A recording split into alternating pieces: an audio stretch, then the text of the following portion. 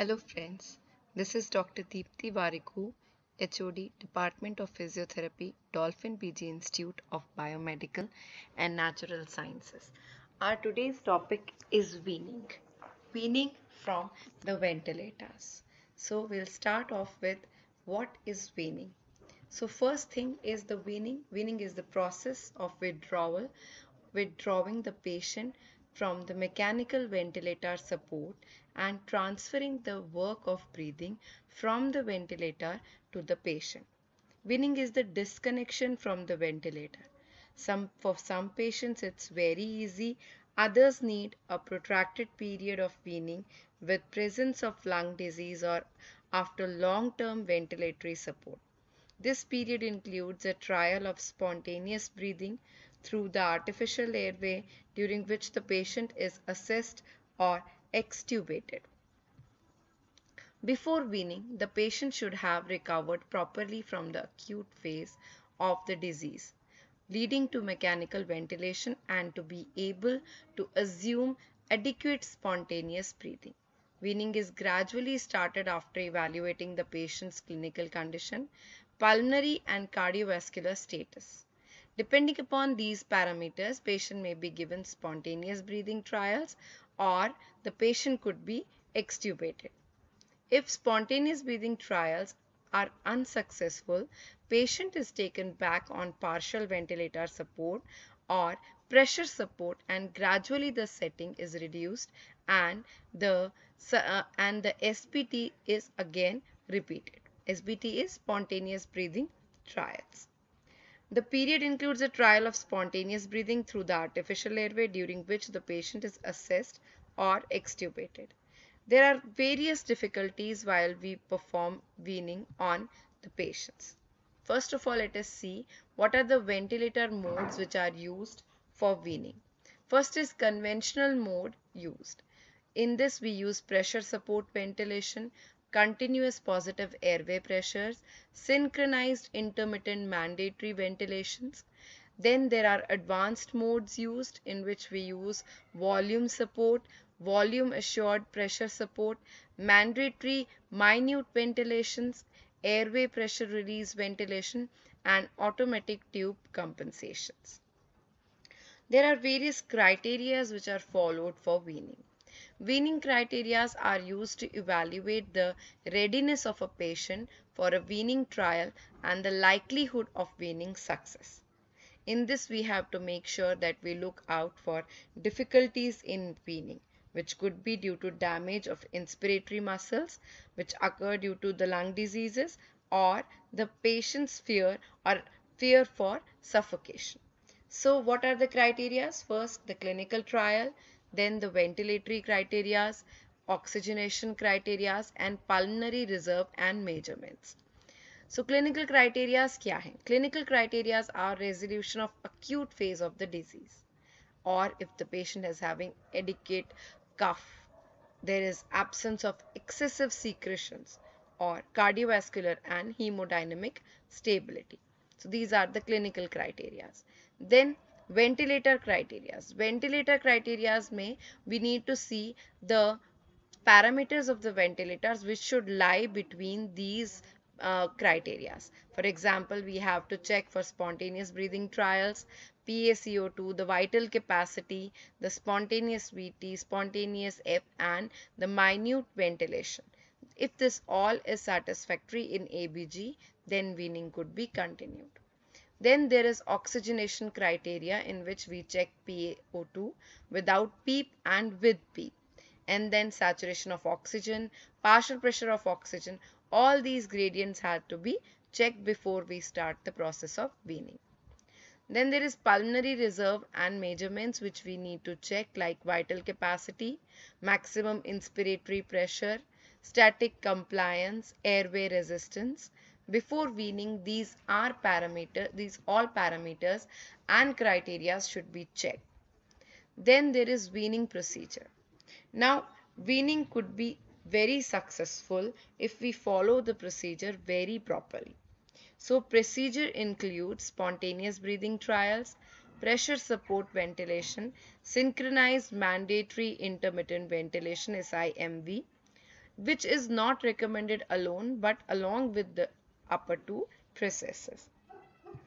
So weaning procedure, we'll start off with SBT, spontaneous breathing trial. It is an evaluation of a patient's readiness for weaning from mechanical ventilation and extubation. SBT is the major diagnostic test to determine if patient can be successfully extubated and weaned from the mechanical ventilator. Spontaneous breathing may be augmented with low level of pressure support, CPAP or automatic tube compensations.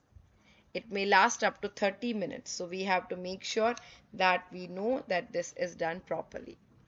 So this is the procedure of SBT and the steps we follow in it. First, we can use T-tube. CPAP should be maintained or automatic tube compensation. Let the patient breathe spontaneously. We can do it for 30 minutes. We may use low level pressure supports to augment spontaneous breathing. Then again assess the patient. If patient tolerates the step 4 very properly, then consider extubation when blood gases and vital signs are satisfactory. If you think that it is necessary to return patient to mechanical ventilation, that could be followed. If there is SBT failure, again then you can stop the weaning process and go for ventilators. There could be rapid shallow breathing. If there is rapid shallow breathing, it is mainly used to evaluate the spontaneous breathing pattern. The rapid shallow breathing is calculated by dividing the spontaneous breathing frequency by the average spontaneous ventilatory training. Absence of rapid shallow breathing is defined by a F upon VT ratio of less than 100 breaths per minute per liter. It's an accurate predictor of weaning success. So we have to make sure that this is also followed properly. When the RSB1 is greater than 100, it correlates with weaning failure. That means we have to stop weaning. Now weaning using PSV. PSV may be used in conjunction with spontaneous breathing or SIMB mode. Depends. We start PSV at level of 5 to 15 centimeter of H2O to augment spontaneous ventilation until a desired ventilation is reached. Decrease pressure support gradually so that you reach proper intervals of that is 3 to 6 centimeter H2O. If patient tolerates your step 3, that is you are decreasing the pressure support and he is maintaining it properly, consider extubation when blood gases and vital signs are satisfactory. Again I am repeating, if it is not satisfactory, weaning could be unsuccessful. Now if we use one SIMV mode, which is not recommended alone, so reduce SIMV frequency by 1 to 3 breaths per minute. Monitor your saturation of oxygen, obtain ABG.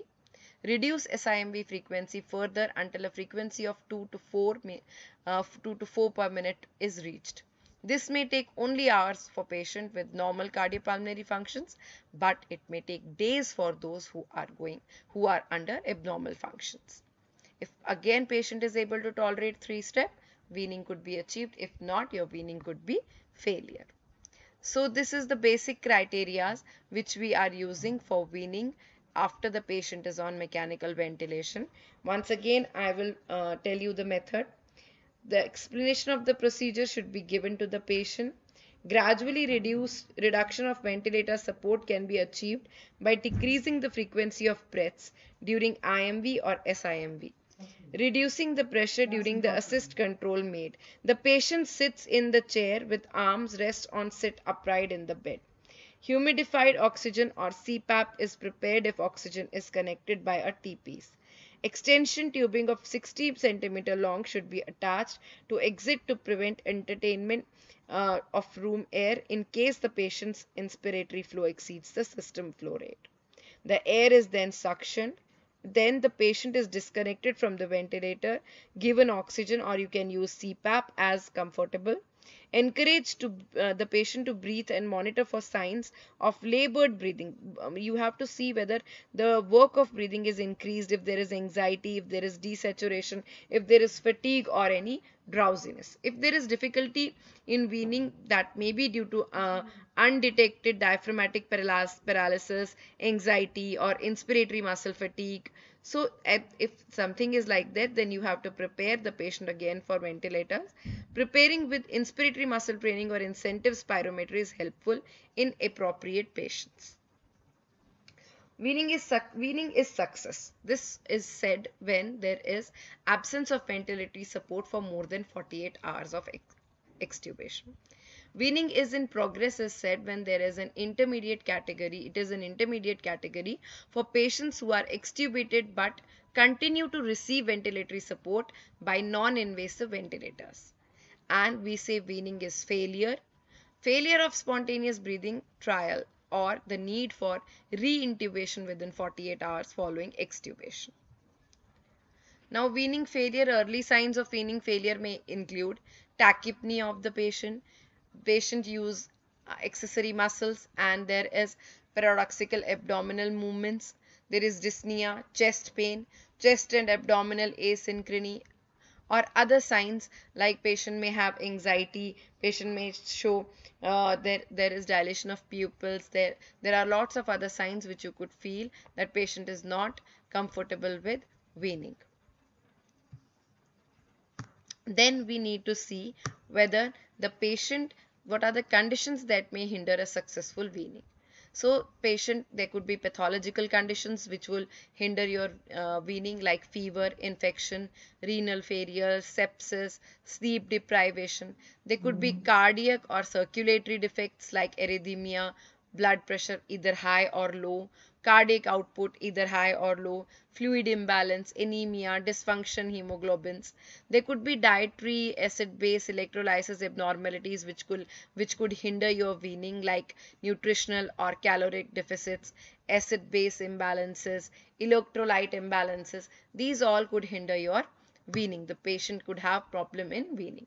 So what are the basic causes? As we all know, the basic causes could be increase of airway resistance, decrease of the compliance of lung, respiratory muscle fatigue. These are the basic causes for failure of weaning.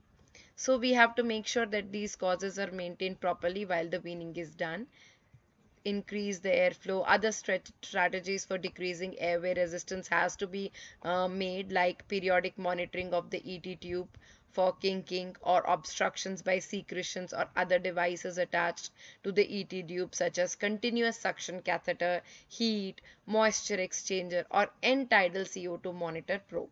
Endotracheal suctioning to remove retained secretions, and use of bronchodilators to relieve bronchospasms. These are the basic things. So for decrease in compliance, which we could see there are various types of compliances, like decrease in static compliance, or there is decrease in dynamic compliance. These are the clinical conditions which may hinder the weaning by decreasing the compliance. Now, respiratory muscle could also go for fatigue, which may hinder weaning, and the causes could be low lung or thoracic compliance, muscle disuse, mechanical ventilation induced oxidative stress, inadequate oxygen delivery, insufficient nutrition, electrolyte imbalance, especially hypokalemia and other conditions. So we have to make sure that these things are previously monitored before we go for weaning. Then now let us see when we say the weaning is successful. When the maximum ventilatory reserve is present and the optimal nutritional status, fluid, metabolic, cardiovascular is achieved by the patient. Patient has a good sleep, patient has minimum sputum, maximum ability to cough. So then we move to terminal weaning. The terminal weaning is defined as withdrawal of mechanical ventilation that results in the death of a patient who is terminally ill or brain dead. This is different from euthanasia or mercy killing, so we have to make sure about this. Ethical and moral concerns and legal issues arise before ending mechanical ventilator support. So this is mainly done to those patients who have a legal concern for this. Only done after detailed discussion with the family members, and when they say, okay, now we don't want, the patient is suffering a lot, then the terminal weaning could be done. In India, terminal weaning only is legislated in brain dead or patients in persistent vegetative state. As still there is no clear legislation, such a move requires the permission of High Court for terminal weaning. So when we wean, the successful weaning of the patient from ventilator is when the patient is removed from ventilator and he can breathe it properly. But terminal weaning is when the patient is declared dead after the weaning procedure. Thank you. Hope you all had good time today and you understood about weaning. If there are any doubts or any confusions, they are welcome. Thank you so much. See you in my next class.